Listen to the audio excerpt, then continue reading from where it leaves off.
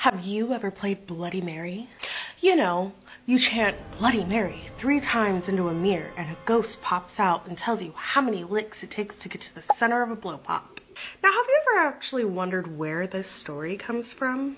Now, many think it actually refers to Mary the First, and unfortunately, her crime to the world was being born a woman, and not just a woman to the original homicidal fuckboy, Henry VIII. See, Mary had a pretty shitty time growing up because she wasn't a boy, and her dad literally claimed that she was born of incest so he could divorce her mom, so he could marry another lady. So it was no wonder that by the time Mary took the throne of England, she had some issues, mainly with Protestants, because Mary was a devout Catholic just like her mother. And she actually got the moniker Bloody Mary because she decided to Kentucky Fry a bunch of said Protestants. But do you actually think that this is the Bloody Mary of Beetlejuice Lady Ghost fame?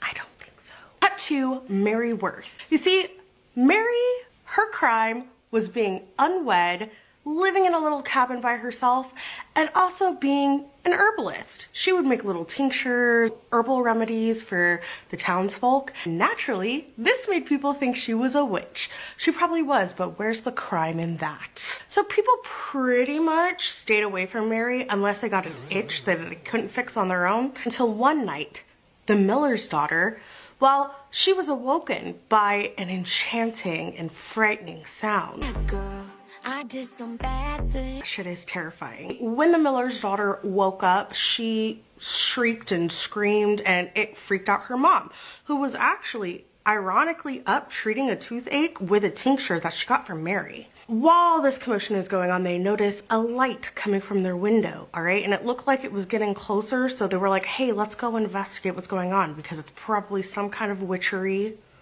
all right? So let's go do some fuckery. All the townsmen, they go out there and they find Mary with a lantern in the plants, you know, because she was an herbalist and it was probably picking herbs for like her herbal business. They ended up burning her at the stake, and while they did that, she cursed the townsfolk, which honestly, slay queen, and thus people think that this is actually the ghost that comes out and fucks with people. I don't know. Have you played Bloody Mary? Have you seen the ghost?